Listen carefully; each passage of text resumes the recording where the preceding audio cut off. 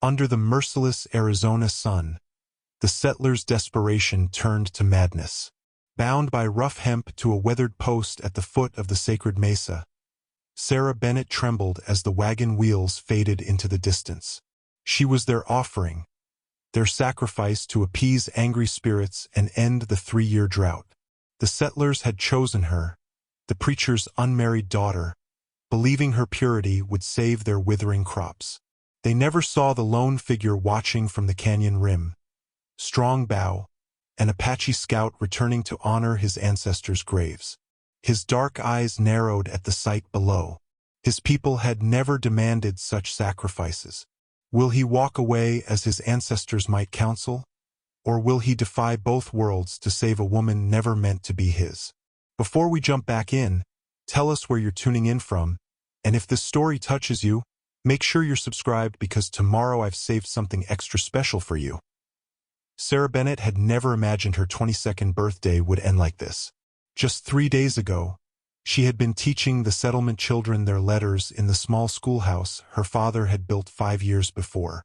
The leather-bound Bible her father had given her on her 16th birthday sat open on the rough-hewn desk, its gilt-edged pages catching the afternoon light. That Bible now rested in the chest at her father's house, while she stood alone, her wrists raw from the coarse rope binding her to the ancient juniper post. The Lord works in mysterious ways, her father had often preached. But what God, what faith, demanded a daughter be left to die beneath the scorching Arizona sun? She stared at the dust clouds still visible on the horizon, the last sign of the wagons carrying the Hope's Creek settlers back to their homes. Sarah's throat constricted as she remembered her father's face. Pale, drawn, his eyes unable to meet hers as the town council announced their decision.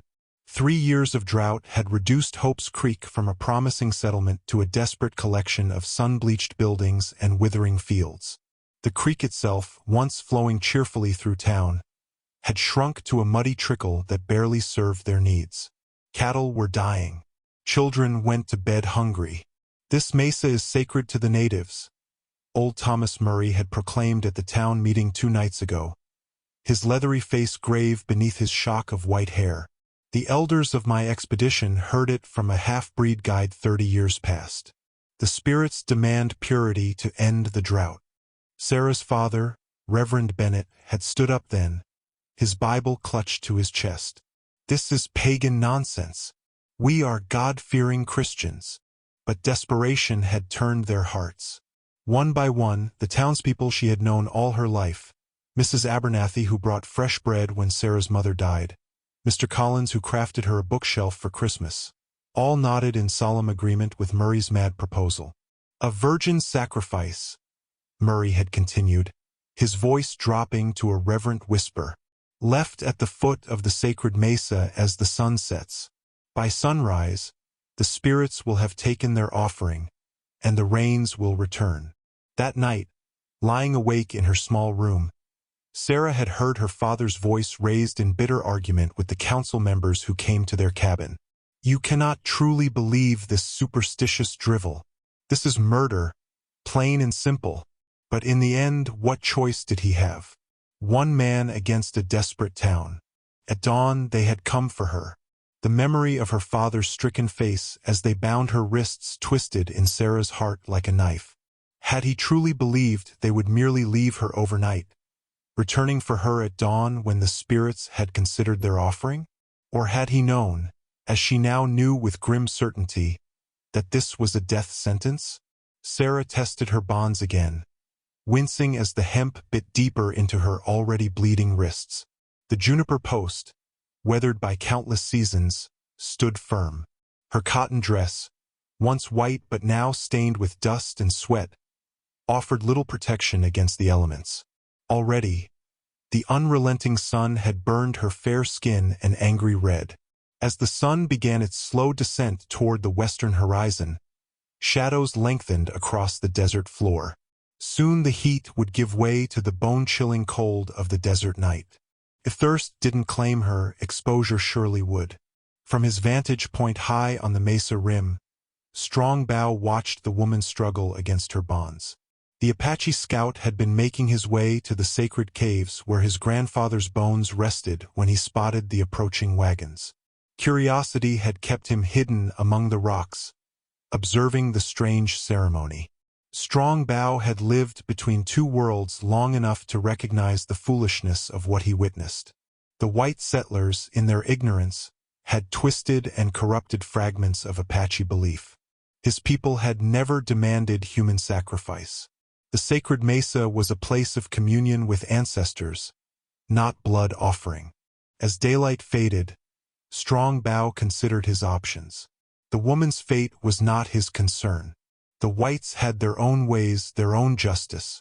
To interfere would risk bringing their vengeance upon his people, who already faced enough threats from blue-coated soldiers and land-hungry settlers. And yet, he could not deny the stirring of something unfamiliar in his chest as he watched her. Not just alone, but abandoned. Betrayed by her own kind in a way even enemies rarely were. Strong Bao adjusted the small medicine pouch hanging from a leather cord around his neck. The soft deerskin container held his most sacred possessions, an eagle feather given to him by his grandfather, a smooth river stone from his first vision quest, and a pinch of sacred pollen. He had carried this pouch through government schools where they had cut his hair and beaten him for speaking his language, through years as a scout for white men who both valued and feared his skills, and now back to the lands where his ancestors' spirits dwelled. He had been born Tsiladine, man who runs among rocks, named for the difficult birth his mother endured in a high canyon during a rainstorm. The white men had called him Strong Bao after seeing him bring down a deer at 300 paces. The name had stuck, even among his own people, as he moved between worlds that rarely understood one another. At 42 winters, Strong Bao's face bore the marks of his journey. A thin scar across his left cheek from a cavalry sergeant's whip, lines etched around his eyes from squinting across sun-drenched plains, and the permanent furrow between his brows that came from years of vigilance. His black hair, once shorn in the white man's school, now hung in 2 long braids adorned with hawk feathers. He dressed in a mixture of Apache and white clothing, buckskin leggings and moccasins paired with a cotton shirt traded for 3 fine deer pelts. 3 days ago, he had begun the journey to honor Elder Night Walker, whose passing had been conveyed to him by a cousin who found him working as a guide in Tucson. Night Walker had been the last living person who remembered Strong Bao's father, who had died defending their band from Mexican soldiers when Strong Bao was only 4 summers old. Your father was Dean Dine, touched by the holy people, Night Walker had told him when Strong Bao was still a boy. He could speak with the eagle and knew the songs that bring healing. This gift runs in your blood, even if the white man's school tries to wash it away. Strong Bao had promised to return to place offerings at the sacred cave when Night Walker joined the ancestors. Now, that duty had led him to witness the white settlers' perversion of his people's beliefs. As darkness fell, Strong Bao built a small, sheltered fire on the mesa top, hidden from below by rock formations. He removed a small wooden flute from his pack and played a soft, mournful tune, a prayer song to guide his meditation. Then he took pinches of sacred herbs from his medicine pouch and cast them into the flames, watching as the aromatic smoke spiraled upward toward the emerging stars. "Ancestors," he whispered in Apache, "guide my path. The white woman below is not my concern, and yet my heart is troubled. What would you have me do?" Strong Bao closed his eyes, listening for the whispered guidance that might come. The fire crackled, and a sudden gust of wind sent sparks dancing upward. When he opened his eyes, a large moth hovered at the edge of the firelight, its wings beating steadily against the darkness. In Apache tradition, moths were messengers between worlds, carriers of dreams and omens. The moth fluttered toward the cliff edge overlooking where the woman was tied, then returned to circle Strong Bao 3 times before disappearing into the night. Strong Bao's breath caught in his throat. The sign was clear. Rising to his feet, Strong Bao extinguished his small fire with careful handfuls of sand. He gathered his few possessions, a water skin, his hunting knife, a small pouch of pemmican, and a rolled blanket. The rifle he had earned during his scouting days remained wrapped in oiled cloth, a last resort he rarely needed to employ. From his vantage point, he could see the woman's pale form slumped against the post. She appeared motionless in the moonlight. Perhaps she slept, or perhaps exhaustion had claimed her consciousness. Either way, the night desert's cold embrace would weaken her further. The path down from the mesa was treacherous in daylight and doubly so under the quarter moon's silver illumination. But Strong Bow's feet knew these rocks. His body remembering paths his conscious mind had forgotten. He moved like his namesake, silently, swiftly, at home among the stone sentinels of his ancestors' land. As he descended, Strong Bow considered what awaited him below. The woman would fear him, that was certain. To her eyes, he would appear as the very demon her people believed haunted these lands. And yet the moth's message had been clear. Their paths were meant to cross. Sarah jolted awake at the sound of a pebble skittering across stone. The moon had risen, casting the desert in ghostly silver light. Her parched lips cracked as she tried to moisten them.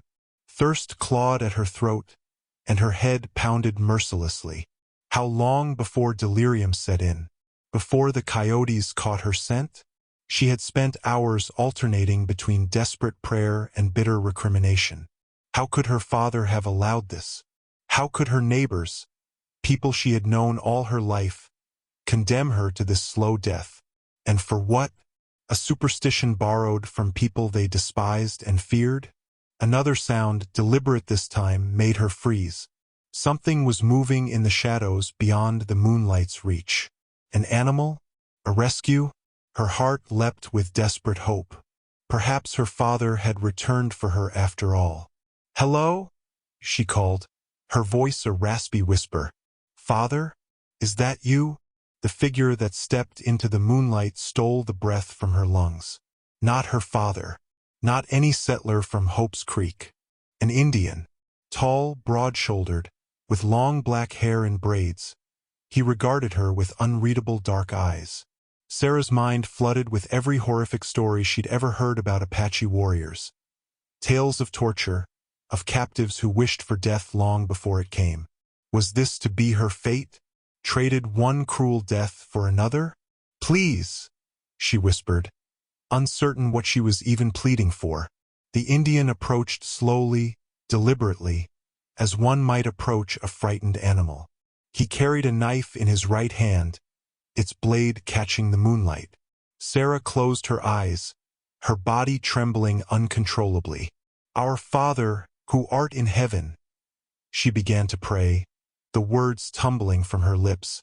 The sound of the knife sawing through rope made her eyes fly open. The Indian was cutting her bonds, his movements methodical and careful. As the last strand parted, Sarah's legs buckled beneath her. Strong hands caught her before she hit the ground. "Drink," he said, his English accented but clear. He pressed a water skin to her lips. Sarah hesitated only a moment before desperate thirst overcame caution. The water was warm and tasted faintly of leather, but it was the sweetest thing she had ever known. She gulped greedily until he pulled it away. "Slow," he cautioned. "Too much makes sick." Her head spinning with confusion, Sarah stared at her rescuer. "Why?" she managed to ask. The Indian, Apache, she guessed from his dress, stepped back, giving her space. "Your people wrong," he said simply. "Mesa not want blood, not want death." Sarah rubbed her raw wrists, wincing at the pain. "What will you do with me?" "Take to trading post. 3 days walk." He gestured westward. "White people there. Send you home." "Home." The word struck Sarah like a physical blow. "I can't go back to Hope's Creek," she said, her voice strengthening with certainty. "They'll just do this again. Or worse." The Apache studied her face, his expression revealing nothing of his thoughts. "Other white settlements," he suggested. "Tucson. Fort Defiance." Sarah tried to stand on her own, but her legs remained traitors. 3 days without adequate water, and the trauma of her ordeal had weakened her more than she realized. The Apache stepped forward again, supporting her with a strong arm. "Rest first," he said. "Hide until morning. Not safe to travel in dark." Sarah nodded, her relief at being freed now giving way to the overwhelming uncertainty of her situation. She was alive, but at the mercy of a stranger from a people she had been taught to fear. And yet, he had cut her bonds when her own people had tied them. The Apache guided her to a shallow cave at the base of the mesa, hidden behind a stand of scrub brush. Inside, he unrolled a blanket on the sandy floor. "Sleep," he instructed. "I watch." Sarah sank gratefully onto the blanket, her body screaming with exhaustion. Questions crowded her mind. Who was this man? Could she trust him? What awaited her at the trading post? But fatigue dragged her toward unconsciousness. "Your name?" she managed to ask, fighting to keep her eyes open. The Apache settled at the mouth of the cave, his knife now returned to a sheath at his waist. "Strong bow," he answered after a moment's hesitation. "I'm Sarah," she murmured. "Sarah Bennett." He nodded once, acknowledging her words. "Sleep now, Sarah Bennett. Long walk tomorrow." As she drifted into an exhausted slumber, Sarah thought she heard him humming softly, a melody unlike any hymn or folk song she knew, yet somehow comforting in its strangeness. Her last conscious thought was the realization that for the first time in days, she felt something unexpected. She felt safe. Dawn broke in a wash of crimson and gold across the eastern sky. Sarah awoke disoriented, momentarily forgetting where she was. The events of the previous day crashed back into her consciousness. The sacrifice, the abandonment, the unexpected rescue. Strong Bow crouched at the cave entrance, alert and watchful. At her stirring, he turned and offered the water gourd again. This beautifully crafted container was not like the rough water skin from the night before. Intricate patterns had been etched into its surface, and a braided leather cord allowed it to be carried easily. "Drink," he instructed. "Then we go." Sarah accepted the gourd gratefully.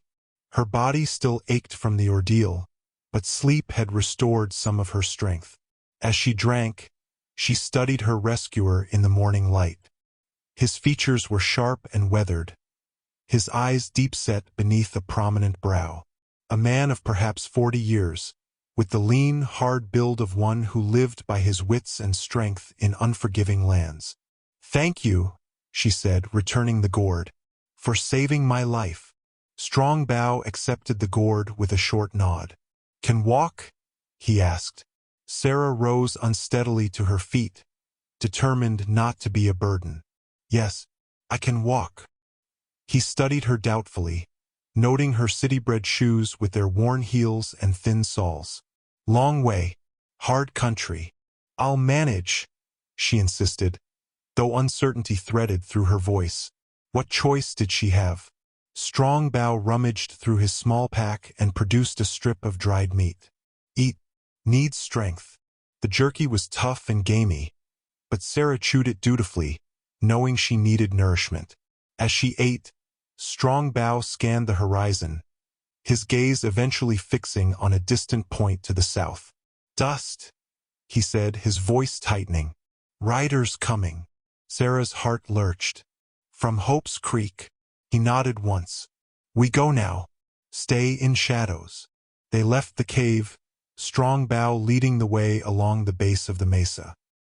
He moved with fluid grace, his moccasined feet finding purchase on terrain that seemed treacherous to Sarah's eyes. She followed as best she could, her inappropriate footwear slipping on loose stones. "They're coming back for me?" she asked between labored breaths as they navigated a difficult stretch of broken ground. "Maybe think spirits not take offering," Strong Bow replied without looking back. "Maybe want make sure." The implications chilled Sarah's blood. Had they truly expected her body to simply vanish overnight? Or had they always planned to return to verify her death, or ensure it? They traveled in tense silence for the next hour, keeping to arroyos and brush when possible, using the mesa's bulk to shield them from the direction of the approaching riders. Sarah's city-bred body protested every step. Blisters formed and burst on her heels, and her throat burned despite careful sips from Strong Bow's gourd. When they reached a narrow canyon cutting into the mesa's flank, Strong Bow finally paused. Sarah collapsed gratefully onto a boulder, fighting back tears of exhaustion and pain. Strong Bow's keen eyes took in her condition, the torn hem of her dress, the blood seeping through her stockings, the sunburn already reddening her fair skin. Without comment, he knelt and examined her feet. "Bad shoes," he pronounced, then reached into his pack and produced strips of soft buckskin. With efficient movements, he wrapped her feet, creating makeshift moccasins that provided both protection and support. "Thank you," Sarah said, touched by the unexpected kindness. Strong Bow merely nodded, then cocked his head, listening. Sarah held her breath, straining to hear what had caught his attention. Then she heard it too, distant voices, the creak of saddle leather, the clink of metal. The search party was close. "Stay," Strong Bow instructed, pressing her back into the shadow of a large boulder. No sound. He melted away into the rocks with uncanny silence, leaving Sarah alone with her hammering heart. Minutes stretched like hours as she huddled in the meager shade, straining her ears for any indication of discovery. When Strong Bow returned, his expression was grim. 6 men, armed. "Your father there." Sarah's breath caught. "My father? Are you sure?" "Man with black coat, white collar, carries book." "That's him," she whispered. Hope and betrayal warred within her. Had he come to rescue her or to ensure the sacrifice was completed? "He argue with others," Strong Bow continued. "Want search mesa. Others want follow tracks to cave." "What do we do?" Sarah asked, suddenly aware of how completely she had placed her trust in this stranger. Strong Bow's dark eyes met hers. "2 paths. Wait until dark. Hide, travel slow. Or," he hesitated, "or what? Go now. Fast. Open ground. They might see." Sarah understood the choice he was offering. Safety but delay, or risk with the possibility of putting distance between them and their pursuers. "I won't slow you down," she promised, though her body screamed in protest as she stood. "Let's go now." By midday, the sun beat down mercilessly. Sarah's dress clung to her body, damp with sweat, and her lips had cracked again despite careful rationing of water. Strong Bow moved tirelessly ahead, occasionally doubling back to check on her, his expression unreadable. They had crossed a stretch of open ground and now moved through a maze of red rock formations. Sarah's hand constantly reached for the small silver cross that hung at her throat, her mother's final gift before dying in childbirth. The familiar gesture brought comfort in this alien landscape. Strong Bow noticed the movement. "Medicine?" he asked, gesturing to the cross. Sarah's fingers closed around the silver pendant. "Not medicine. Faith." She hesitated, unsure how to explain. "It reminds me of God's protection." Strong Bow's eyes narrowed slightly. "God protect you at Mesa?" The question struck like a physical blow. Where had God been when her own people tied her to that post? "I'm alive," she answered. "Finally. Perhaps he sent you." Strong Bow made a noncommittal sound and continued walking. After a moment he spoke again. "Your foot. Bleeding." Sarah looked down to see a red stain spreading through the buckskin wrapping. "I can keep going," she insisted. Strong Bow shook his head and pointed to a small overhang providing shade. "Rest. Fix foot." Too exhausted to argue, Sarah sank gratefully into the shadow. Strong Bow knelt before her and carefully unwrapped the makeshift moccasin. A large blister had burst on her heel, leaving an angry raw patch. Without comment, he produced a small pouch from his pack and removed a pinch of green powder. "Medicine," he explained, sprinkling it onto the wound. "Stop blood." Keep bad spirits away. Sarah winced at the initial sting, then sighed as a cooling sensation spread through her injured flesh. You know our medicines? White medicines. A shadow crossed Strongbow's face. School. Government school. His hands worked deftly as he spoke, rewrapping her foot with a clean strip of cloth. Take Apache children. Teach white ways. You were taken from your family? Sarah asked, beginning to understand more about this enigmatic man. 7 winters old, he confirmed. Cut hair. No Apache words allowed. Beat if speak Apache. His jaw tightened at the memory. Escape after 3 years. Go back to people. Sarah's education had taught her that government schools civilized native children. She had never considered what that meant from the children's perspective. I'm sorry, she said simply. Strongbow looked up, surprise flickering briefly across his features. He finished binding her foot and sat back on his heels. Why settlers tie you? Young woman. Teacher. Sarah's hand went back to her cross. They believe the drought is punishment, that the mesa demands purity. Her cheeks colored slightly. Because I'm unmarried. Never been with a man. Understanding dawned in Strongbow's eyes. Ah, virgin sacrifice. He shook his head. White people take Apache stories, twist them. Mesa sacred, yes. Place of visions, prayers. Not blood. They're desperate, Sarah said, though she wasn't sure why she felt compelled to explain. 3 years without proper rain. Children are hungry. Your father agree? Tie his daughter. Sarah looked away. He argued against it, but the town council overruled him. She swallowed hard. I don't know if he truly fought for me. Not enough to take me and leave. Strongbow was silent for a long moment. Hard choice. One man against many. He offered her the water gourd again. Drink. We go soon. As Sarah drank, her thoughts turned to their destination. This trading post, will I be safe there? Jeffrey's trading post. 2 more days' walk. White man runs it. Married to Navajo woman. Strongbow hesitated. Sometimes Apaches not welcome other places. Jeffrey's fair to all. And from there? Where would I go? Strongbow considered the question. Tucson maybe. Find work teaching. Or west to California. The enormity of her situation suddenly crashed down on Sarah. She was utterly alone in the world now. No family, no home, no possessions beyond the clothes she wore and her mother's cross. I don't have any money, she realized aloud. Nothing to trade. Strongbow stood, scanning the horizon with practiced eyes. I have trade goods. Enough for stage ticket. He offered his hand to help her up. Need move now. Cover more ground before dark. Sarah took his hand, struck by the generosity of this man who owed her nothing. Why are you helping me? Truly? Strongbow was silent so long she thought he might not answer. Finally, he touched the medicine pouch at his neck. Spirits say paths cross for reason, not question spirits. As they resumed their journey, Sarah found herself studying her unlikely protector with new eyes.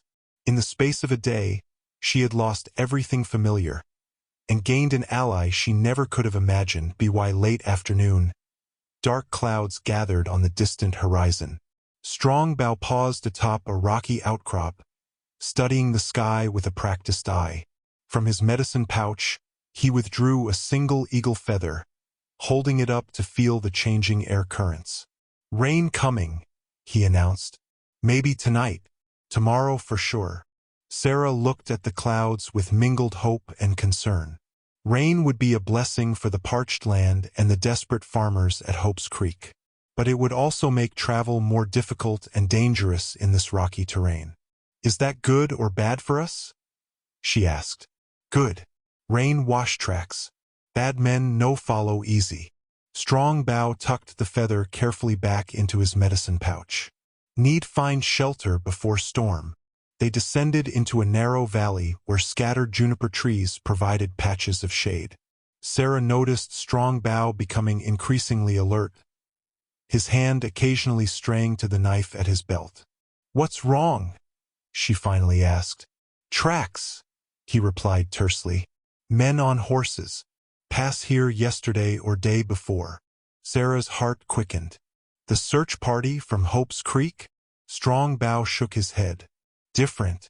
These men wear boots with star spurs. Not farmers." He knelt to examine a partial print more closely. "Bounty hunters, maybe. Or soldiers without uniforms. Why would such men be out here?" "Many reasons. None good." Strong Bao straightened. "We cross ravine ahead. Dangerous but save half-day walking." The ravine appeared without warning. A jagged gash in the earth that dropped nearly 60 feet to a dry, boulder-strewn streambed. A fallen pine created a precarious natural bridge across the narrowest point. Sarah stared at the makeshift bridge with undisguised alarm. "We're going to cross on that?" Strong Bao nodded. "I go first. Show safe way." He stepped onto the trunk without hesitation, his movements sure and balanced as he navigated the crossing. From the other side, he called back, "Come now. Look forward, not down." Taking a deep breath, Sarah gathered her skirts and stepped onto the log. The rough bark provided some grip for her makeshift moccasins, but the height made her dizzy. She fixed her gaze on Strong Bao and forced herself to take one careful step after another. Halfway across, a sudden gust of wind made the trunk shift slightly. Sarah gasped, freezing in place as her arms windmilled for balance. For one terrifying moment, she teetered on the edge of falling. "Sarah!" Strong Bao called, his voice cutting through her panic. "Eyes on me. Step now." Focusing on his steady gaze, Sarah found her center and continued forward. 3 more steps brought her within reach of Strong Bao's outstretched hand. His grip was firm as he guided her to solid ground. "Good," he said, and though his expression remained stoic, Sarah thought she detected a hint of respect in his eyes. "Brave woman." The unexpected compliment warmed her more than it should have. They continued onward, the terrain growing more difficult. As they ascended the far side of the ravine, when they reached a high point, Strong Bao suddenly pulled Sarah behind a large boulder. "Men," he whispered, pointing to a distant trail where dust rose in small puffs. "For riders. Moving fast." They watched in tense silence as the riders crossed their previous path, clearly following a trail. Sarah's breath caught when she recognized one of the men. "That's Thomas Murray," she whispered, "the man who proposed the sacrifice. And the one in the black hat is Sam Whitaker, the blacksmith." Strong Bao's expression darkened. "They track us, not go back to town. Why would they pursue us so far?" Sarah wondered aloud. "Surely they can't still believe their superstition requires my death?" "Men do strange things when afraid," Strong Bao replied. "Drought make them crazy, maybe. Or," he hesitated, "or what? Maybe not want you tell other white people what they did." His gaze was grave. Dead women tell no stories. The implications chilled Sarah to her core. The people she had known all her life, who had come to her father's sermons every Sunday, who had mourned with her when her mother died, they now sought her death not just for superstition's sake, but to hide their crime. "We need move fast now," Strong Bao said, checking that the riders had passed. "They find ravine crossing soon. No, we come this way."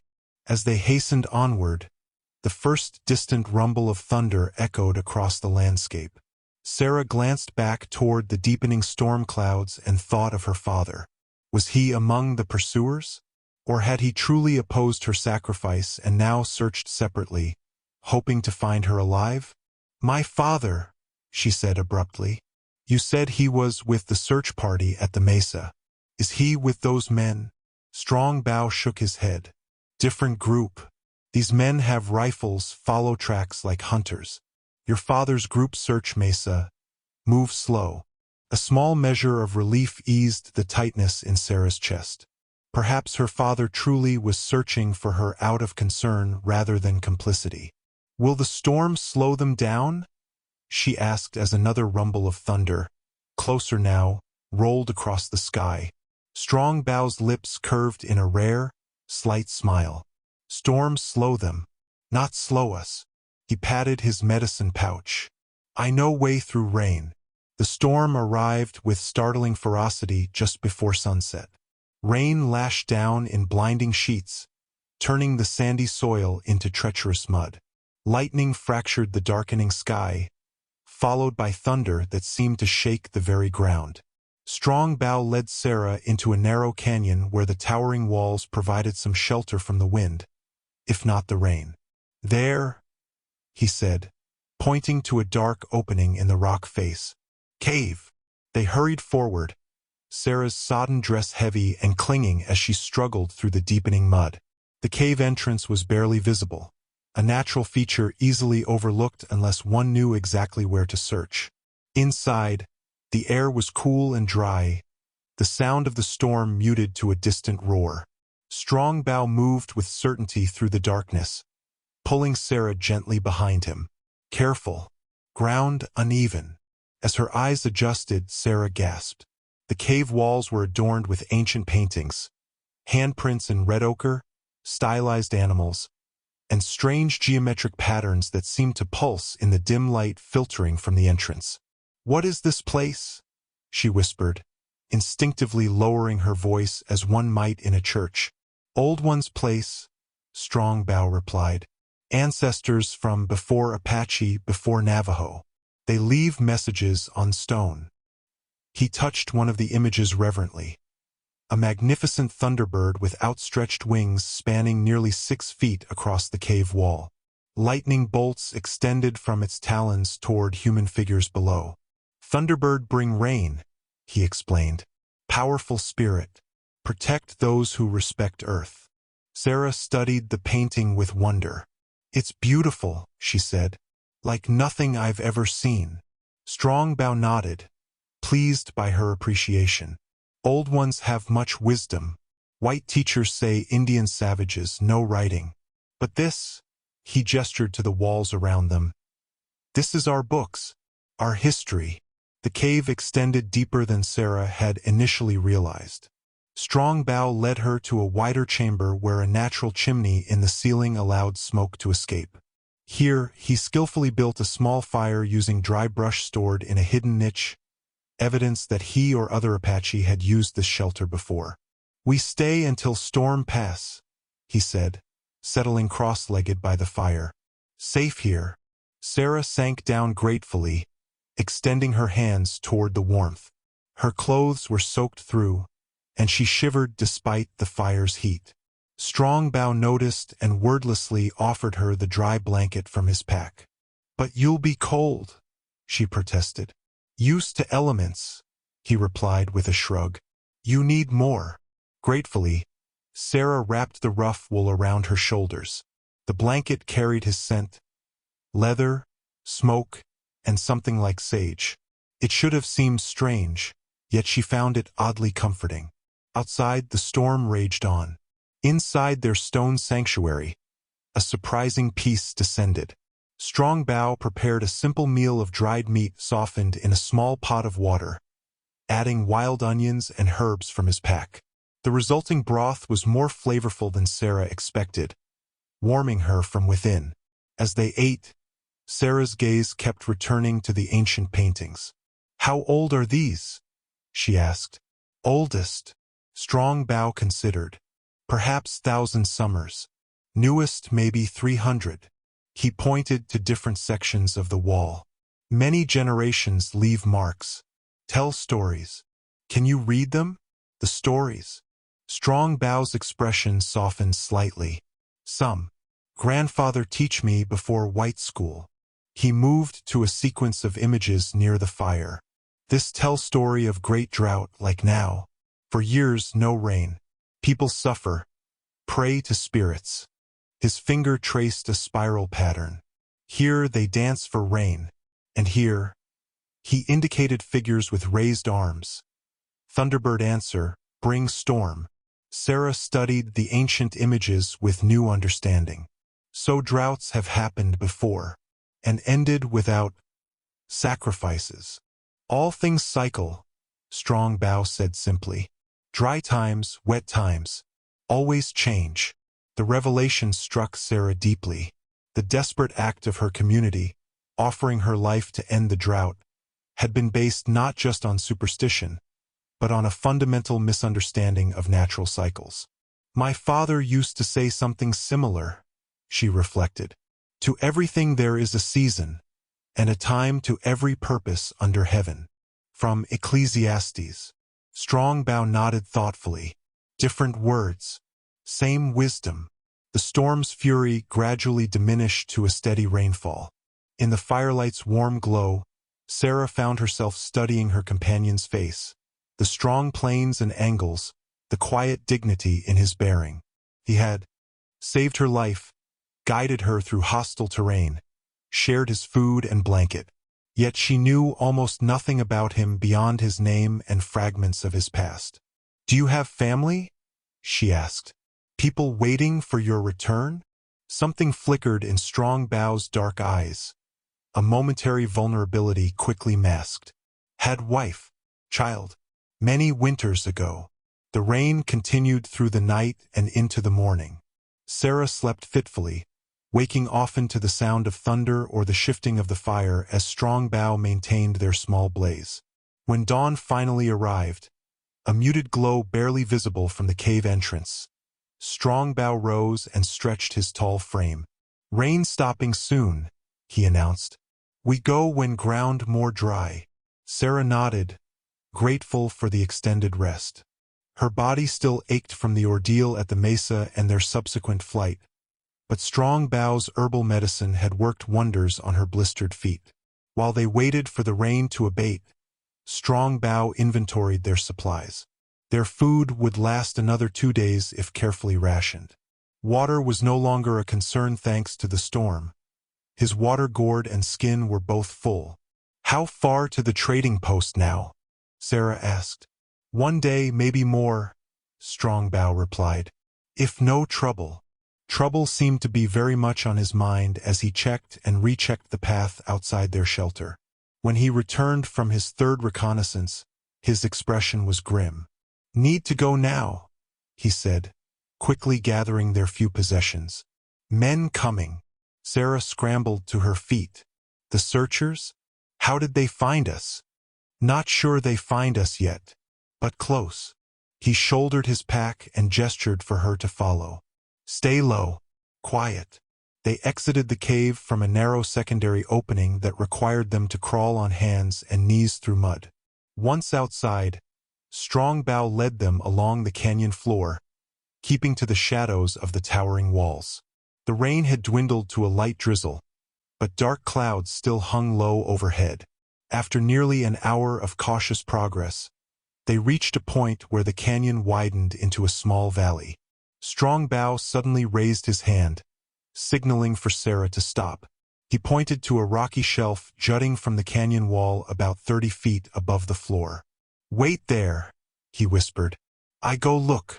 Sarah watched anxiously as he scaled the rock face with practiced ease, disappearing over the edge of the shelf. Minutes stretched endlessly as she huddled against the damp stone, straining her ears for any sound of approach. When Strong Bao finally returned, he was carrying a weathered leather satchel. His expression was unreadable as he handed it to her. Found at spring, 2 miles back. Sarah opened the satchel with trembling fingers. Inside was a sheaf of papers, a wanted poster with a crude sketch of an Apache man and a white woman. The text proclaimed, $50 reward for information leading to the return of Sarah Bennett, daughter of Reverend William Bennett, kidnapped by Apache renegade from Hope's Creek settlement. Her breath caught as she read further. Miss Bennett was taken against her will by a savage known to scout occasionally for the army. Any person harboring or assisting the kidnapper will be subject to prosecution. Miss Bennett is to be returned unharmed to her father. They're saying you kidnapped me? She whispered, her voice thick with indignation. They've turned their crime into yours. Strong Bao nodded grimly. White justice. Indian always guilty. Sarah stared at the poster, her mind racing. My father's name is on this. He's authorized the reward. A cold knot formed in her stomach. He knows what they did to me. He was there. How could he now claim I was kidnapped? Maybe no choice, Strong Bow suggested. Or maybe believe easier story. No. Sarah's voice hardened. There's always a choice. She crumpled the poster in her fist. He could have told the truth. He could have fought for me. Strong Bow was silent for a moment, his dark eyes studying her face. What you want do now? Still go trading post? The question brought her up short. What did she want? The trading post had seemed the obvious destination when escape was her only goal. But now, with a price on Strong Bow's head for a crime he didn't commit, the calculus had changed. The poster will have reached the trading post by now, she reasoned aloud. They'll be watching for us. Strong Bow nodded. Many eyes, many ears. Hard to hide. Where would you go? She asked. If you were alone? A flicker of surprise crossed his features, quickly masked. Apache lands. Mountains to north. My people have strongholds there. Could we reach them? Strong Bow's brow furrowed. We? White woman in Apache camp. He shook his head slowly. Not safe. Is anywhere safe now? Sarah countered. If we go to white settlements, you'll be arrested or worse. If I go alone, I'll be returned to Hope's Creek. She met his gaze steadily. At least with your people, there's a chance. Strong Bow studied her with new intensity. Apache way's not easy. Women work hard. No soft beds, no fancy things. I'm not afraid of hard work, Sarah replied.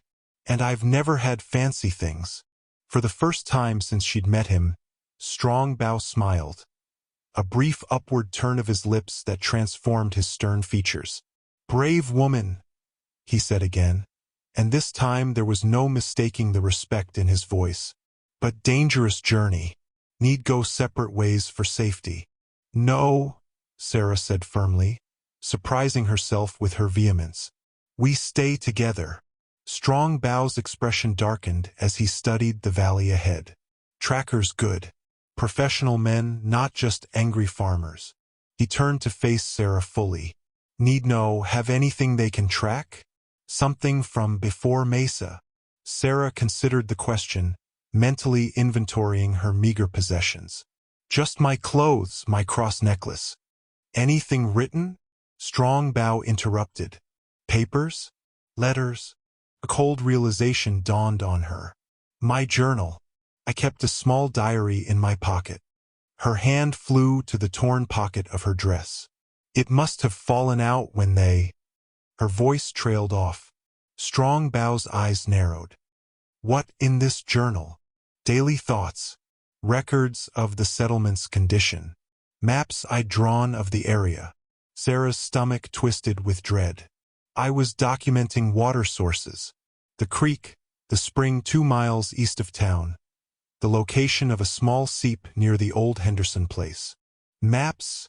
Strong Bow repeated grimly. They follow not just tracks now. Follow your knowledge. The implications hit Sarah like a physical blow. Her careful documentation of the landscape, intended to help her students understand their environment, had become a tool for their pursuers. Men who knew the location of every water source didn't need to track every footprint. They could predict their quarry's path. I've put us in danger, she whispered. I never thought. No. Time for blame. Strong Bow cut her off. Need new plan now. He scanned the horizon thoughtfully. Your journal. What other places you write about? Sarah closed her eyes, visualizing the pages of her small book. The eastern foothills. The canyon pass that leads to Fort Defiance. The trading route south toward Tucson. Nothing north? To Apache lands.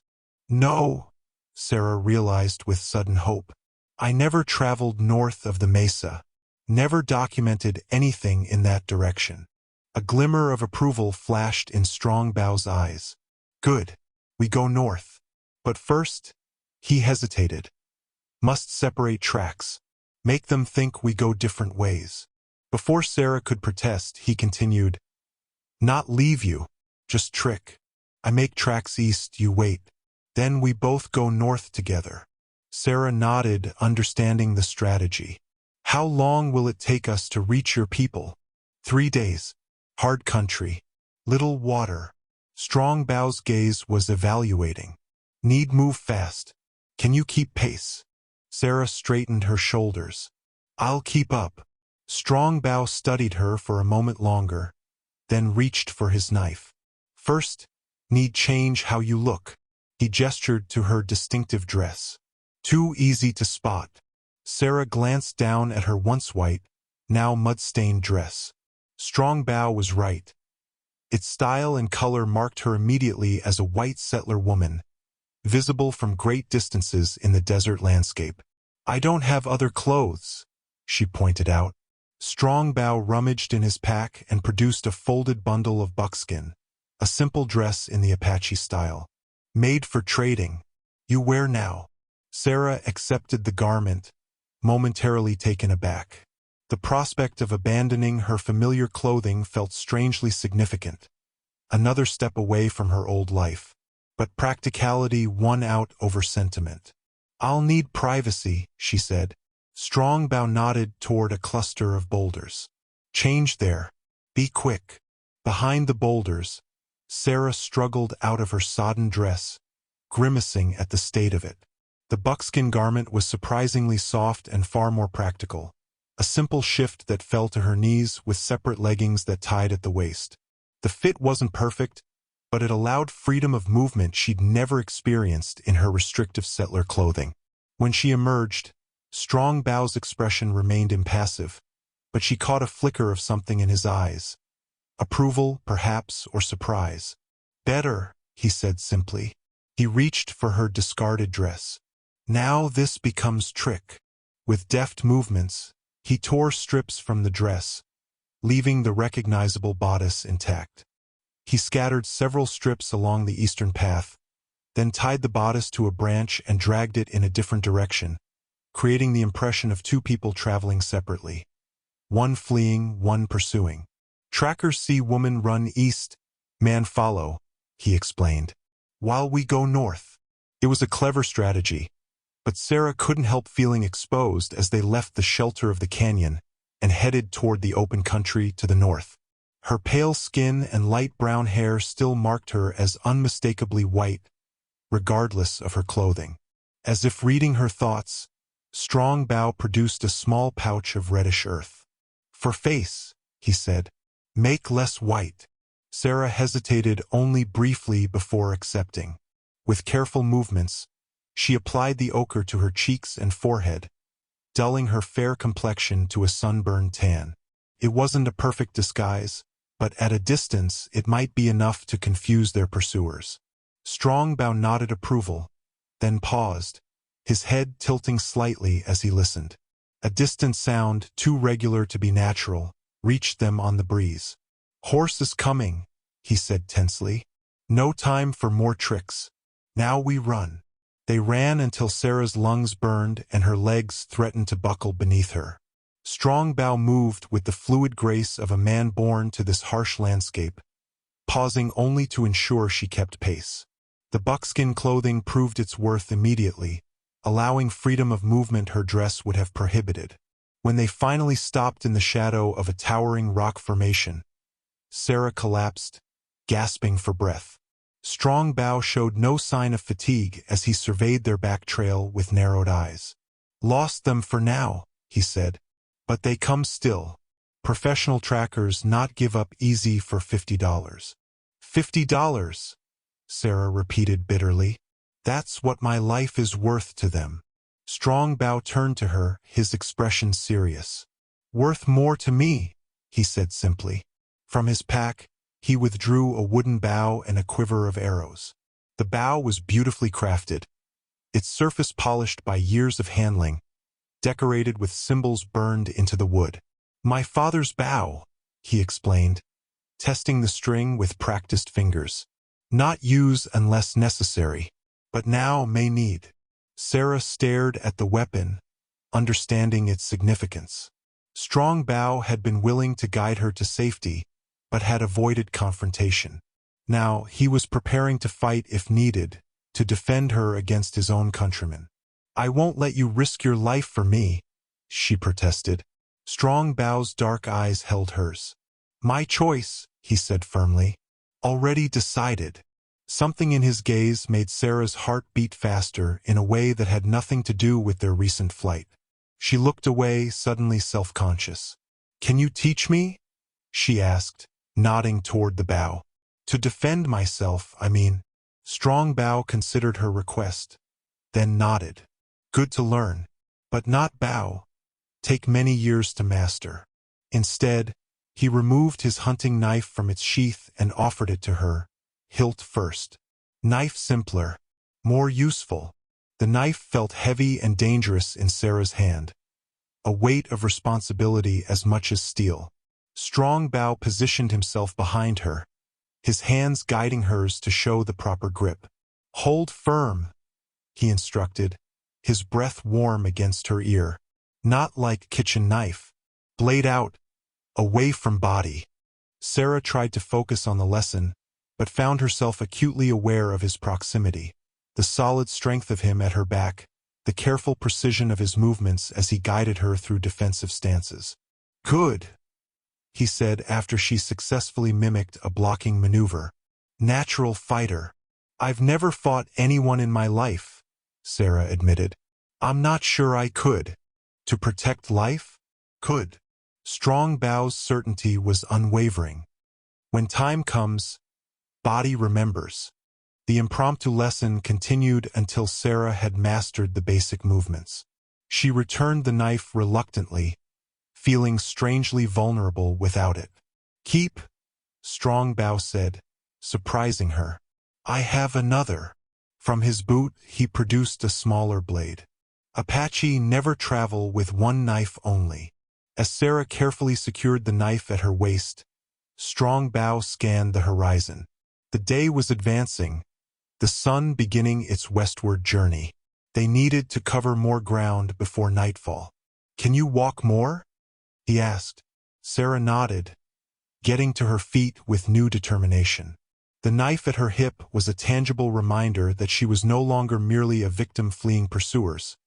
She was a woman preparing to defend herself if necessary. They traveled north through increasingly rugged terrain. Strong Bao set a pace that challenged Sarah's endurance, but she refused to complain. When he noticed her struggling on a particularly steep incline, he silently offered his hand. She took it without hesitation, his calloused palm warm and secure against hers. At the crest of the ridge, they paused to catch their breath. The view was spectacular, vast expanses of red rock and sage stretching to distant purple mountains. "Apache lands?" Sarah asked, gesturing toward the mountains. Strong Bao nodded. "Western edge. Still 2 days' journey to safe places." As the sun began to set, Strong Bao led them to a sheltered hollow where a natural spring bubbled from the rock. Unlike their previous camps, he built no fire. "Too visible," he explained. "Eat cold food tonight." They shared strips of dried meat and a handful of pinyon nuts Strong Bao gathered along their route. As darkness fell, the temperature dropped rapidly. Sarah huddled in her buckskins, trying not to shiver visibly. Without comment, Strong Bao moved closer and draped his blanket over both of them. Sarah stiffened momentarily, then relaxed as his warmth seeped into her chilled body. "Thank you," she murmured. "Body heat important in desert night," he replied matter-of-factly. No meaning beyond survival. But as they sat shoulder to shoulder beneath the vast star-filled sky, Sarah wondered if that was entirely true. Something was changing between them, something neither had anticipated when he cut her bonds at the mesa. "Strong Bao," she said softly. "If we reach your people safely, what then?" He was silent for so long that Sarah thought he might not answer. Finally he spoke, his voice low and thoughtful. "For me, uncertain. Been away long time. Some say too white now." His shoulder shifted against hers. For you, more uncertain. White woman in Apache camp. Never happened before. I could be useful, Sarah offered. I can teach reading, writing. I know medicine, not just white medicine, but herbs too. My mother taught me before she died. Morning brought an awkward silence between them. Sarah woke to find herself leaning against Strong Bow's shoulder, his arm draped protectively around her. For a moment, neither moved, caught in the strange intimacy of their position. Then Strong Bow gently disentangled himself and rose to his feet. Need water, he said briskly, moving toward the spring. Check for tracks. Left alone, Sarah smoothed her hair as best she could, acutely aware of the impropriety of their situation by white standards. Yet those standards seemed increasingly irrelevant in this wilderness where survival depended on trust and cooperation. When Strong Bow returned, he carried not just filled water containers, but also a small bundle of herbs and what looked like clay gathered from the spring's edge. He knelt a few paces from their camp and began methodically arranging the items in a specific pattern. "What are you doing?" Sarah asked, curious. "Rain blessing," he replied. "Ask spirits for protection, guidance." Sarah watched as he mixed the clay with water and herbs, forming a small mound. From his medicine pouch, he withdrew a pinch of yellow pollen, sprinkling it in a precise pattern atop the clay. Then he produced an eagle feather and placed it upright in the center of the arrangement. "May I watch?" she asked hesitantly. Strong Bow nodded, though his expression remained solemn. "Sit there." He indicated a spot across from him. "Stay quiet." For the next half hour, Sarah observed as Strong Bow conducted his ceremony. He spoke softly in Apache, his deep voice rising and falling in what seemed like prayer or perhaps song. Occasionally he would sprinkle more pollen or add a drop of water to the clay mound. Despite not understanding the words, Sarah felt the reverence in his actions, the connection to something ancient and profound. When he finally fell silent, the feather in the clay mound was vibrating slightly in the morning breeze. Strong Bow watched it intently, as if reading a message in its movement. "Good sign," he announced finally. "Wind from west. Storm spirits listen." "Will it rain again?" Sarah asked. "Soon. 2 days maybe." Strong Bow carefully dismantled the small altar, returning the feather to his medicine pouch. "Rain good for Hope's Creek. Not so good for us in mountains. Does your ceremony help the settlement too?" Sarah was surprised by the thought that his prayers might benefit those who had wronged her. Strong Bow considered the question seriously. Rain not choose who to help. Falls on all. His simple wisdom struck Sarah deeply. How different from the vengeful God often invoked in her father's sermons, a deity who punished the wicked and rewarded the faithful with selective providence. As they prepared to continue their journey, Strong Bow seemed unusually contemplative. Finally, he spoke. "Last night, you asked about future with Apache." "Yes," Sarah confirmed, her heart quickening. "Hard question." He checked his bow string absently, not meeting her eyes. "Apache ways changing. Some bands fight white soldiers, some go to reservation. My mother's people, small band in Mountain Valley, still free, still follow old ways. And they would accept me?" Sarah pressed gently. Strong Bow's dark eyes finally met hers. "If I speak for you, maybe. If I claim protection." He hesitated, "But must understand what this means." "Tell me," Sarah urged. "For Apache, protection not casual thing. If man claims protection over woman, not his wife, not his family." He seemed to struggle for the right words. "Means serious promise. Like marriage, but not same." Sarah felt her cheeks warm. "And is that, would you be willing to make such a claim?" The question hung between them, charged with implications neither had fully acknowledged until this moment. Strong Bow's expression remained grave, but something softened in his eyes. "Need think carefully," he said finally. "Not decision for trail. For after danger pass. Sarah nodded, both disappointed and relieved by his caution. Of course. They traveled in silence for the next hour, climbing steadily into more rugged terrain. The vegetation changed subtly, fewer cacti, more scrub pine and juniper. The air grew cooler as they gained elevation. Around midday, they crested a ridge and Strong Bow suddenly raised his hand, signaling for a halt. He dropped to a crouch, motioning for Sarah to do the same. "Riders," he whispered, pointing to a valley below where dust rose in small puffs. 4, maybe 5. Sarah felt her heart sink. "The trackers again?" Strong Bow nodded grimly. "Following old trail first. Soon find where we turn. North." "How did they find us so quickly?" "Professional men," Strong Bow reminded her. "And," his expression darkened, "maybe have help." "What kind of help?" "Apache scout." Strong Bow spat the words. "Some work for army, some for bounty hunters. Track own people for white man's money." The thought that they might be pursued by someone with Strong Bow's skills was terrifying. Sarah's hand instinctively went to the knife at her belt. "What do we do?" Strong Bow studied the terrain thoughtfully. "Two paths. Hide, let them pass. Or," he hesitated, "go where Apache scout not follow." "Where is that?" "Sacred Canyon. 2 hours north." Strong Bow's face was grave. "Place where spirits of dead walk. Many Apache fear to enter." "But you don't fear it?" Sarah asked. A flicker of something, pride, perhaps, or defiance, crossed Strong Bow's features. "I respect spirits, not fear them."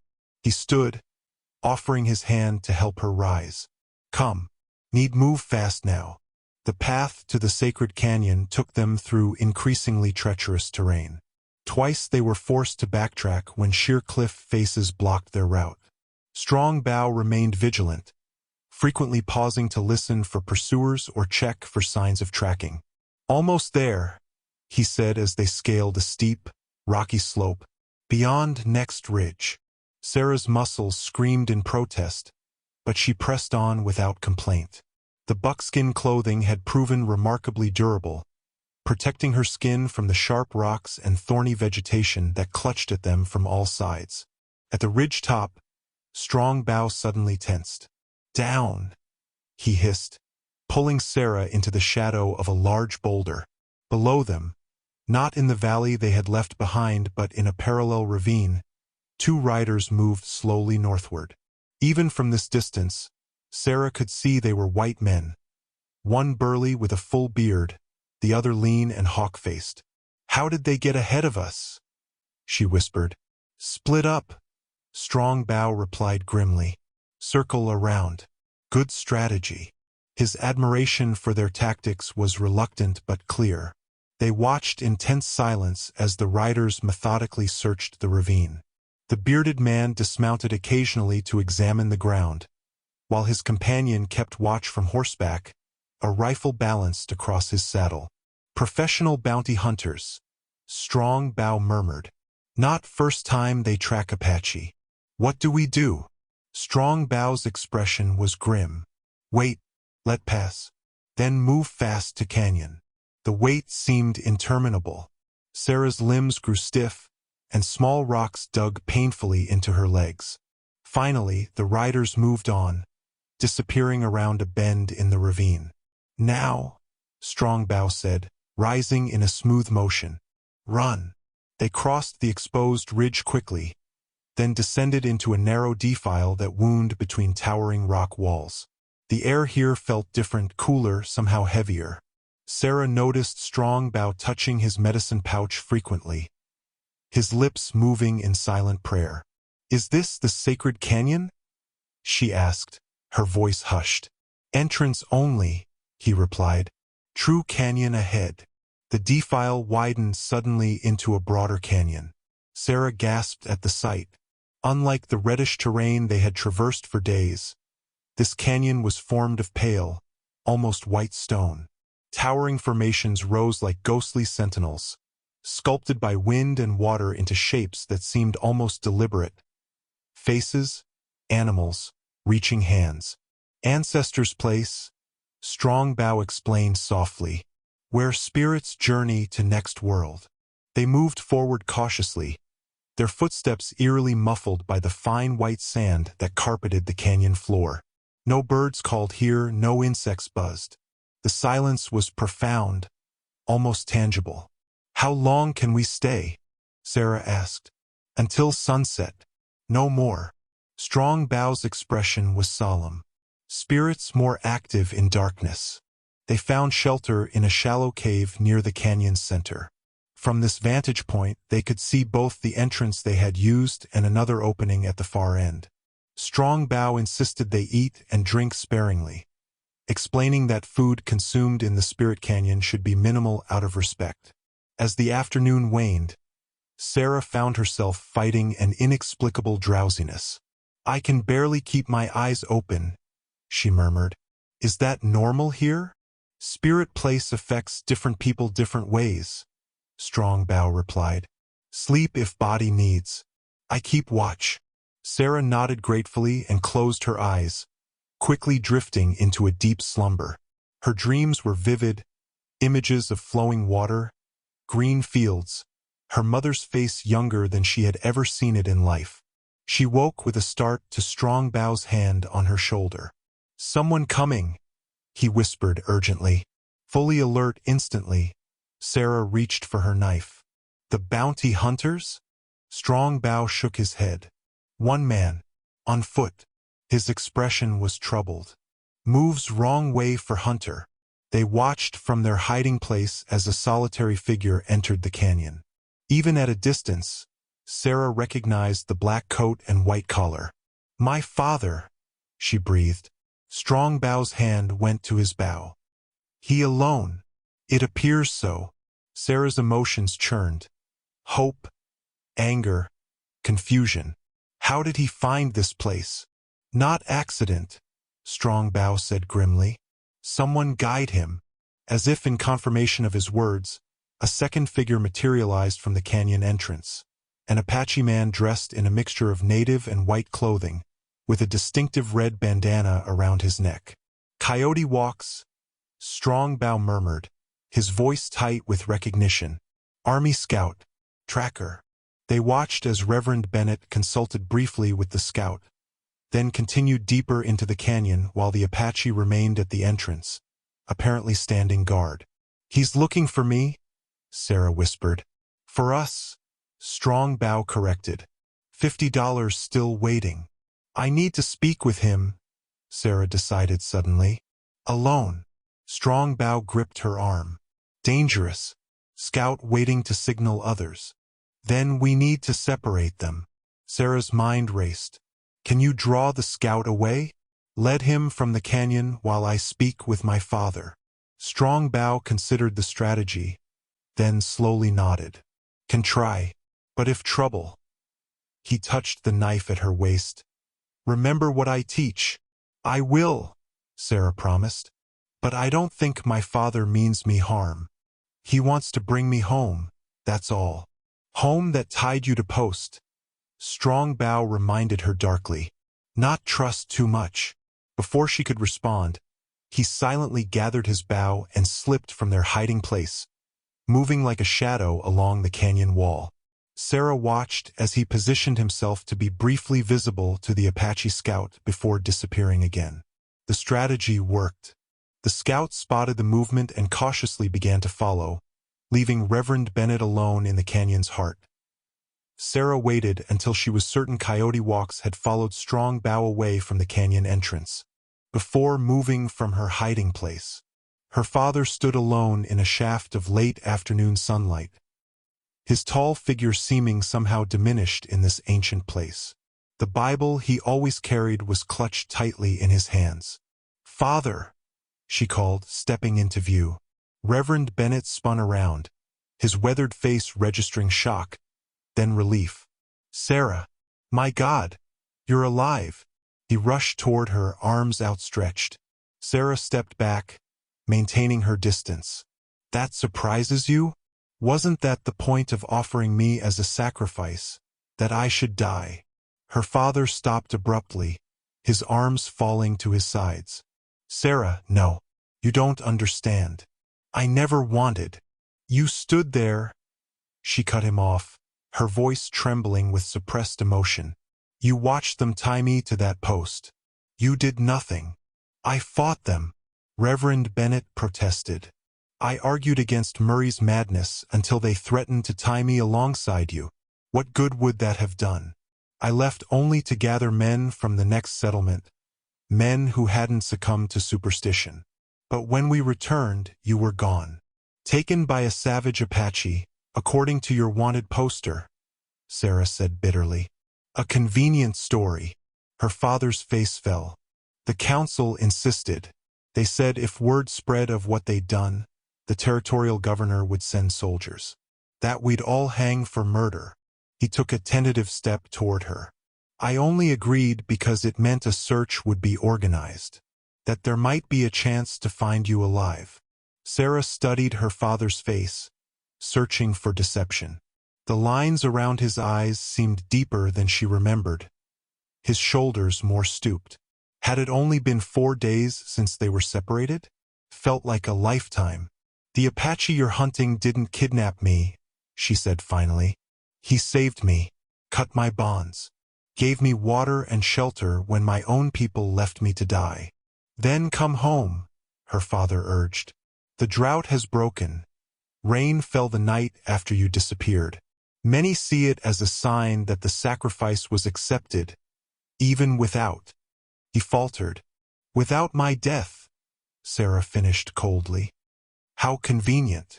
Please, Sarah, whatever happens to Murray and the others, you'll be safe. I swear it on your mother's grave. The mention of her mother stirred complicated emotions. Sarah's hand went to the silver cross at her throat, the one constant through all that had happened. I'm not coming back, she said, her voice strengthening with resolve. Not to Hope's Creek. Not ever. But where will you go? What will you do?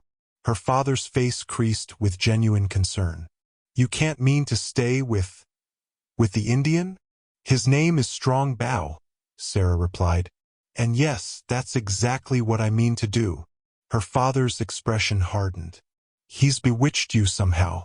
This isn't like you, Sarah. You were always such a sensible girl. A hollow laugh escaped her. Sensible? Was it sensible to trust my neighbors? To believe that my father would protect me? She shook her head. I've learned more about protection in 4 days with Strong Bow than in 22 years at Hope's Creek. A sudden commotion from the canyon entrance interrupted their confrontation. Sarah turned to see the Apache scout, Coyote Walks, stumbling backward into the canyon, an arrow protruding from his shoulder. Strong Bow followed, bow drawn and ready. Riders coming, he called to Sarah. Many, armed. Reverend Bennett stepped protectively in front of Sarah. There's no need for violence. I only want my daughter's safe return. Safe. Strong Bow's voice was cold as he advanced. Like Mesa. Before her father could respond, more figures appeared at the canyon entrance. The 2 bounty hunters they had spotted earlier, joined now by Thomas Murray and 3 other men from Hope's Creek. All carried weapons. Reverend, Murray called. You found the girl. Good work. Stand down, Murray, Reverend Bennett shouted back. There will be no more bloodshed today. Murray's weathered face twisted in an ugly smile. Afraid that's not your decision, preacher. The Indian's worth $50, dead or alive. And the girl's coming home where she belongs. The bounty hunters spread out, rifles raised. Coyote Walks, despite his wound, had drawn a knife and was circling to flank Strong Bow. In one fluid motion, Strong Bow reached behind him and produced a circular shield painted with sacred symbols. A family heirloom he had retrieved from a hidden cache in the canyon while drawing away the scout. With the shield on his left arm and Bow in his right hand, he positioned himself between Sarah and the advancing men. The woman is under my protection, he declared in clear English. Any man who touches her dies. Murray laughed. Brave talk for a man outnumbered 7-1. 6, Reverend Bennett corrected, moving to stand beside Strong Bow. My daughter's welfare comes before your superstition or your bounty, Murray. Sarah stared at her father in astonishment. After all that had happened, he was choosing to stand with her, with them, against his own people. Strong Bow's expression revealed nothing, but he adjusted his stance slightly to include the Reverend in his defensive position. Last chance, he called to the advancing men. Leave Sacred Canyon. No one need die today. Murray's answer was to raise his rifle. Take them. The first shot echoed through the Sacred Canyon like thunder.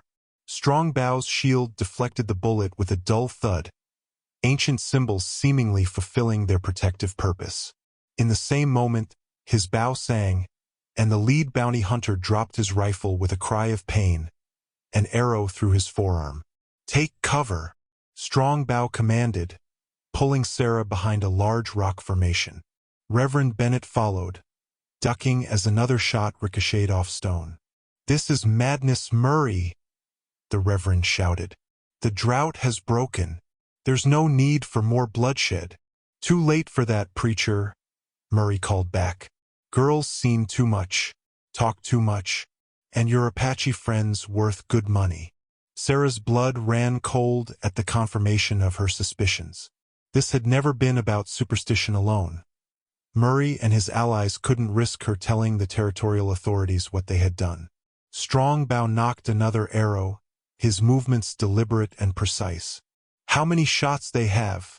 He asked Reverend Bennett. Murray and Whitaker carry 6 shooters, the Reverend replied. The bounty hunters have repeating rifles, 10, maybe 12 shots each. The others have single-shot rifles. Strong Bow nodded grimly. Many bullets, few arrows. He glanced at Sarah. Can use knife I gave you? Sarah's hand went to the weapon at her waist. Could she truly use it against men she had known all her life? Men who had shared Sunday dinners at her father's table? The memory of the post at the mesa, the ropes cutting into her flesh, the abandonment hardened her. Resolve. Yes, she said firmly. If I must. A tense standoff followed. The attackers spread out, seeking angles to fire into their rocky shelter. Twice Strong Bow's arrows forced them back, but he was careful with his limited supply, taking shots only when certain of his target. Need better position, he muttered, studying the canyon. There, he pointed to a higher outcropping that would give them the advantage of elevation. But open ground between. Dangerous. I'll draw their fire, Reverend Bennett offered. Give you and Sarah a chance to reach higher ground.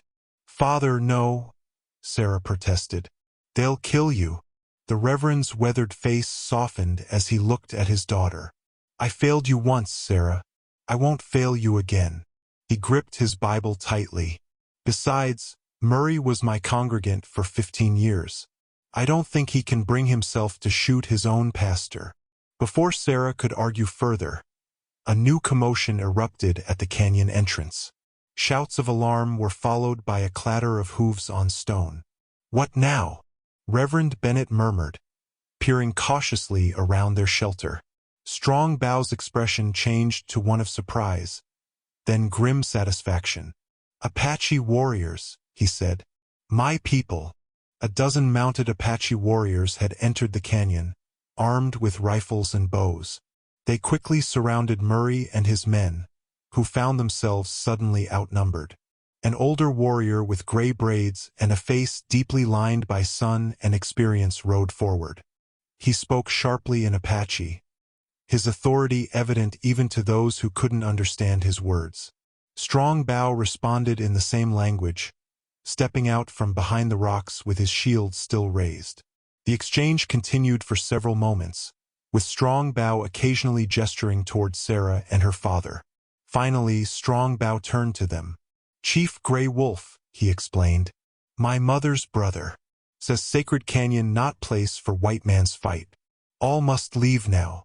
Murray, seeing his advantage lost, called out. We only came for the girl. She belongs with her own kind. Gray Wolf, understanding enough English, spat on the ground. "Girl no belong to you," he replied in accented but clear English. "She under Apache protection now." He fixed Murray with a cold stare. "You go. Now. Never return to sacred places." The ceremonial pipe passed between Gray Wolf and Reverend Bennett as representatives of the two parties. The ornately carved stone bowl and long wooden stem represented more than just a smoking instrument.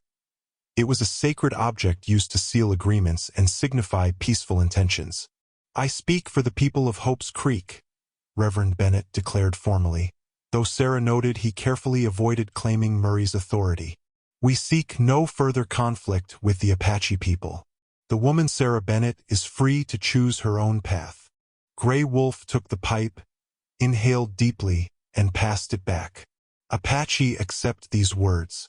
But if white men come again with weapons to our sacred places, there will be war." The agreement reached, the two groups began to separate. Murray and his men, disarmed by the Apache warriors, were escorted to the canyon entrance. The wounded bounty hunter and coyote walks were grudgingly treated by an Apache medicine man, then sent on their way. As tensions eased, the sky above the canyon darkened suddenly. The clear blue that had persisted for days gave way to heavy clouds rolling in from the west. "Rain coming," Strongbow observed, glancing up. "Big rain." The first heavy drops began to fall as if summoned by his words. Within minutes, a downpour transformed the sacred canyon, water streaming down the pale stone walls and gathering in channels on the sandy floor. Gray Wolf raised his arms toward the sky, his weathered face turned upward to receive the blessing. "Usin speaks," he announced. "Rain returns to the land." Sarah stood beside Strongbow, feeling the cool drops on her face like a purification. "Is this from your rain blessing?" she asked quietly.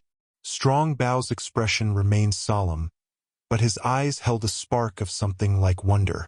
"Perhaps, or perhaps spirits answer prayers of many people." Reverend Bennett approached them cautiously, rain plastering his thin gray hair to his forehead. "Sarah," he said softly, "I must return to Hope's Creek. Will you at least consider coming with me?" The rain intensified, drenching them all within minutes. Sarah looked into her father's hopeful eyes and felt a pang of sympathy for the aging man who had lost his wife years ago and now faced losing his only daughter. But her decision had been made long before this moment. "I can't, Father," she said gently. "Hope's Creek isn't my home anymore." Pain flashed across his features, quickly masked. "Where will you go?" "With Strongbow," she answered, glancing at the Apache warrior who stood silently beside her. "If his people will accept me." Gray Wolf, who had been listening nearby, stepped forward. Rain streamed down his weathered face as he studied Sarah with penetrating dark eyes. "White woman with Apache," he said slowly. "Not happened before. She saved my life," Strongbow stated in English for Sarah's benefit. "I owe her blood debt." Gray Wolf considered this. Blood debt important, but tribe more important. He switched to Apache, speaking rapidly to Strongbow. Sarah watched the exchange anxiously, unable to understand the words but reading the intensity in both men's expressions. Strongbow's normally impassive face showed unusual emotion as he argued his case to the elder. Finally, Gray Wolf raised his hand, silencing further discussion. He turned to Sarah, switching back to his limited English. "You know plants? Medicine?" "Yes," Sarah replied, surprised by the question. "My mother taught me. I've studied healing herbs and treatments." Gray Wolf nodded thoughtfully. "Our medicine woman died last winter. No one yet learned all her wisdom." He glanced at Strongbow, then back to Sarah. "You come, learn Apache ways. Teach reading marks to children. Maybe earn place." Hope surged in Sarah's chest. It wasn't acceptance, exactly, but it was an opportunity, a chance to prove her worth. "I would be honored," she said sincerely. Reverend Bennett stepped forward, water dripping from his black coat. If this is truly your choice, Sarah, then take this. He pressed his Bible into her hands. Your mother would want you to have it. Sarah accepted the sodden book, recognizing the gift for what it was, her father's blessing, however reluctant. Thank you, she whispered, embracing him briefly. I'll return to Hope's Creek, he said, pulling back to look at her. There are those who must answer for what was done to you, and perhaps, in time, you might visit an old man who will miss his daughter's smile. Perhaps, Sarah agreed, though they both understood the chasm that now existed between her old life and the new one she was choosing. As the rain continued to fall, transforming the parched landscape, Reverend Bennett prepared to depart with an Apache escort who would ensure his safe passage back to the settlement. Before leaving, he approached Strongbow. You saved my daughter when I could not, he said solemnly. I will not forget this debt.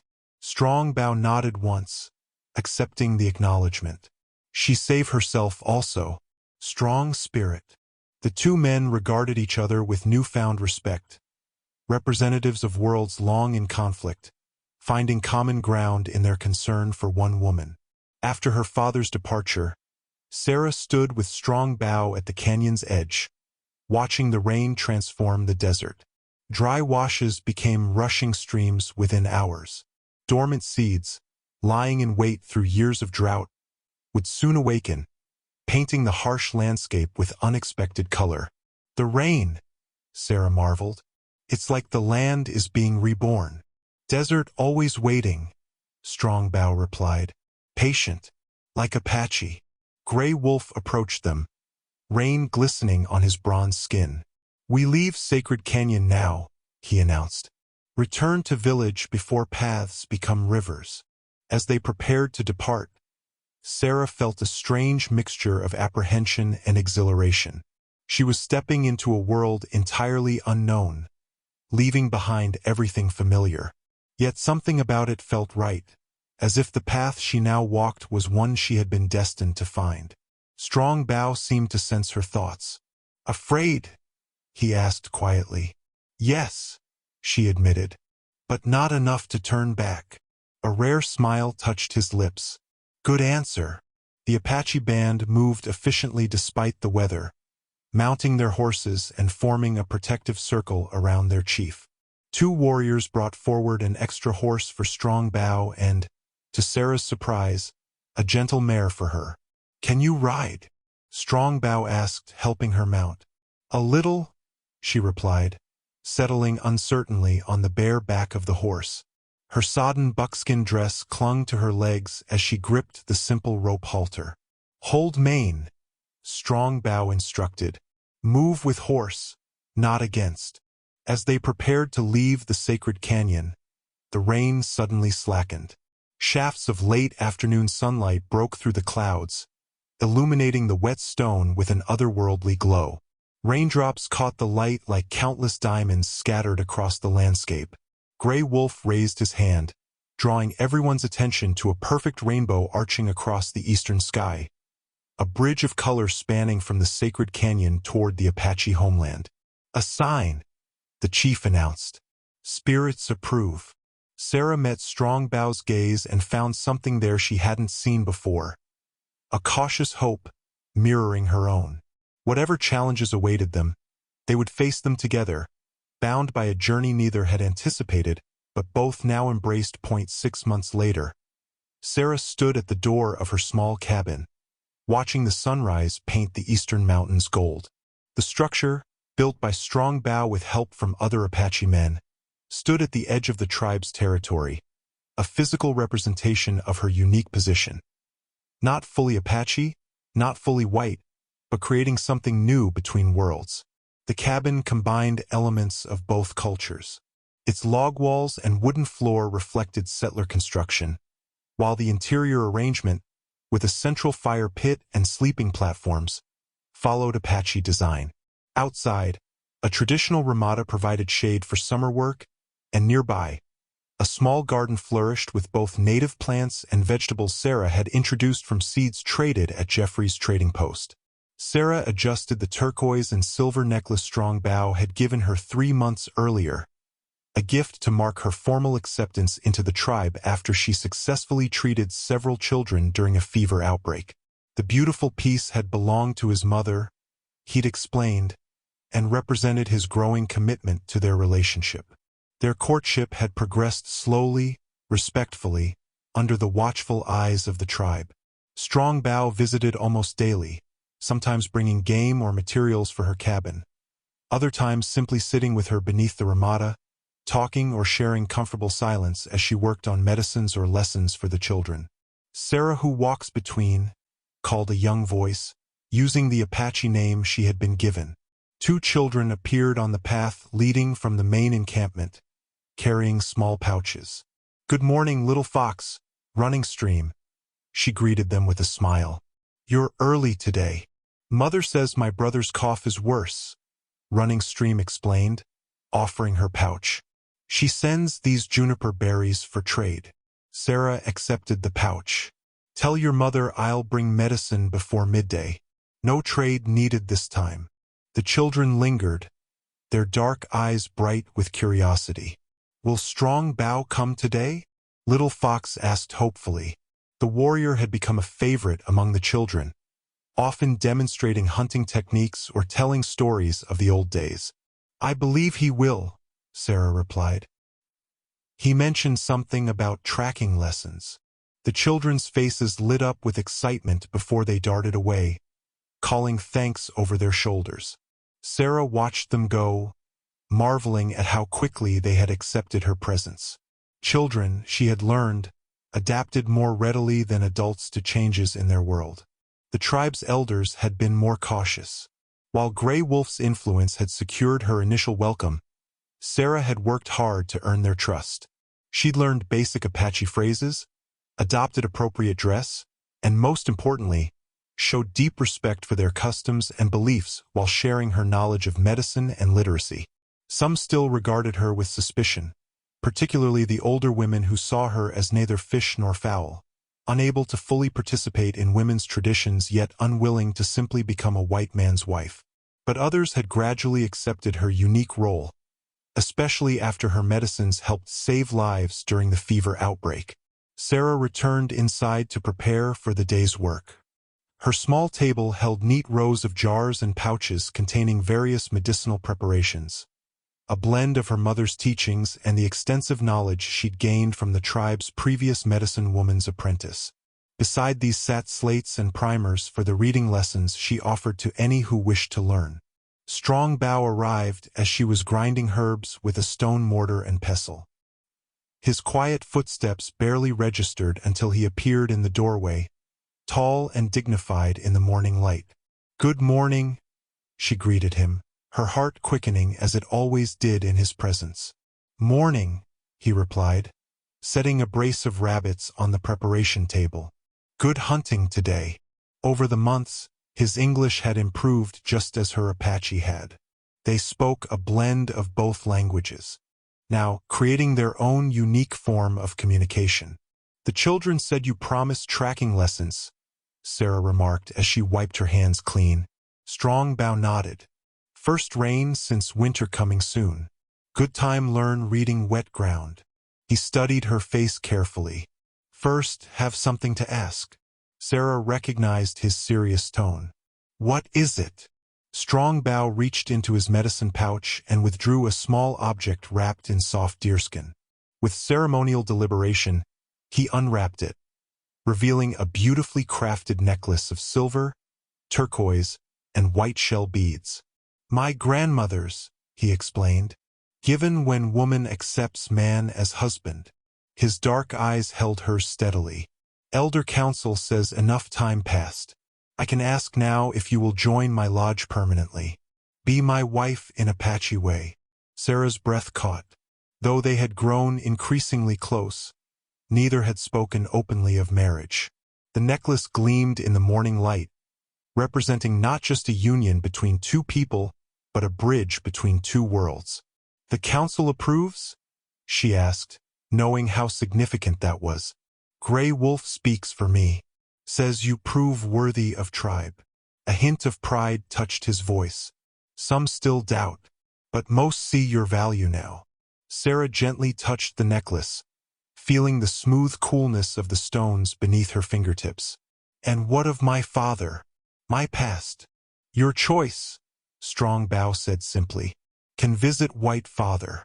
Can keep white God. He gestured to the Bible that still occupied a place of honor on her shelf. Apache way not ask you forget past. Ask only that you share future. The wedding ceremony took place at dawn on the mesa where they had first met. A deliberate choice that transformed a place of fear and sacrifice into one of celebration and new beginnings. The location also allowed Reverend Bennett to attend without bringing a white minister too close to the Apache encampment. Sarah stood beside Strong Bow as the first rays of sunlight crested the eastern horizon. She wore a special dress crafted by the women of the tribe, white buckskin adorned with intricate beadwork in patterns that told the story of her journey from sacrifice to respected healer. Her father, standing nearby in his clerical attire, looked both proud and wistful. The past months had brought changes to Hope's Creek as well. Following his return, Reverend Bennett had indeed forced a reckoning. Thomas Murray and his closest allies had been driven from the settlement after the truth of Sarah's sacrifice became known. New families had arrived as word spread of the drought's end, bringing fresh perspectives and diluting the influence of old superstitions. Relations between the settlement and the Apache band remained cautious but peaceful. Trading occasionally occurred at neutral locations, with Sarah sometimes serving as intermediary. Her father made monthly visits to her cabin, gradually coming to respect, if not fully understand, her choice. Gray Wolf presided over the first part of the ceremony, his weathered hands raising an elaborately woven wedding blanket above the couple. The blanket, created by the women of Strong Bow's family, featured symbols of both Apache traditions and elements of Sarah's heritage. It would later be wrapped around their shoulders, symbolizing the joining of their lives. Two rivers meet, become one stronger river, Gray Wolf intoned in Apache, then repeated in careful English for Reverend Bennett's benefit. Two lives join, become one stronger life. Strong Bow stood tall and dignified in his finest attire, buckskin leggings adorned with porcupine quills, a shirt decorated with symbols of his lineage, and the bear claw necklace that marked him as a respected warrior. His dark eyes never left Sarah's face as Gray Wolf recited the traditional blessings. When the Apache portion concluded, Reverend Bennett stepped forward, Bible in hand. Sarah had requested this addition, not from lingering attachment to settler ways, but from genuine desire to honor the faith that had sustained her through difficult times. In the eyes of God, all people are his children, the Reverend began, his voice strong despite his obvious emotion. Today we witness the joining of two hearts that found each other in the most unlikely of circumstances. As he continued with a simplified Christian blessing, Sarah observed the small gathering of witnesses. On one side stood members of the Apache band, Gray Wolf and his family, the children she had taught, the women who had eventually welcomed her into their circle. On the other stood a handful of people from Hope's Creek, her father, the new schoolteacher who had taken her position, and surprisingly, the blacksmith's wife who had once shown her kindness and had opposed her sacrifice. The ceremony concluded with both Strong Bow and Sarah speaking promises to each other, his in Apache, hers in English, each understanding the other's words through the language of the heart they had developed over months together. Gray Wolf and Reverend Bennett together wrapped the wedding blanket around the couple's shoulders, symbolizing the union of not just two people, but two traditions. The soft, heavy fabric enveloped them in warmth despite the morning chill. After the ceremony, a modest feast was shared, Apache dishes alongside bread and preserves brought by the settlers. The two groups remained somewhat separate, but the occasional smile or nod exchanged across the invisible boundary suggested the possibility of greater understanding in time. As the celebration continued, Strong Bow led Sarah to the edge of the mesa where they could speak privately.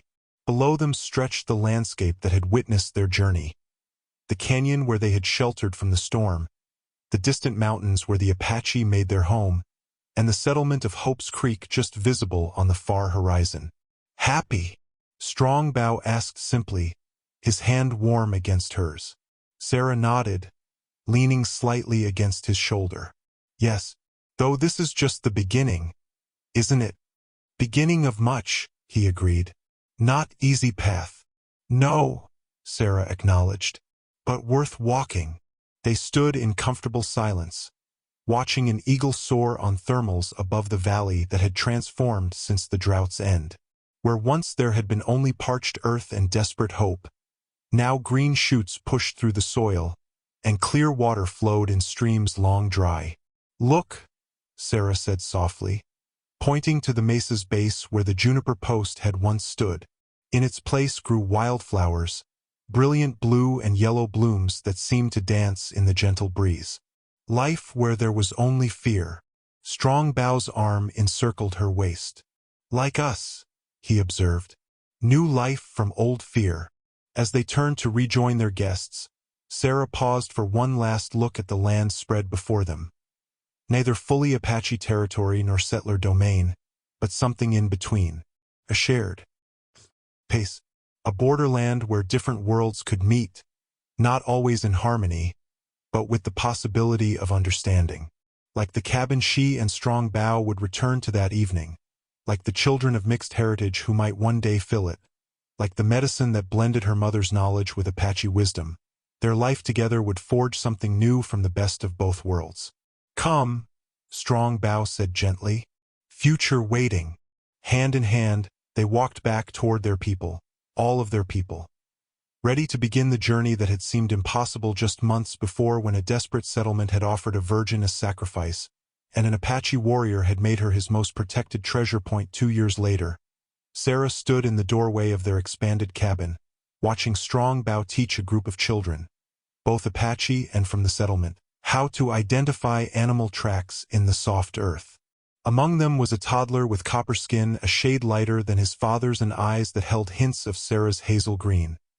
Their son, whom they had named Thomas William in honor of both his grandfathers. But,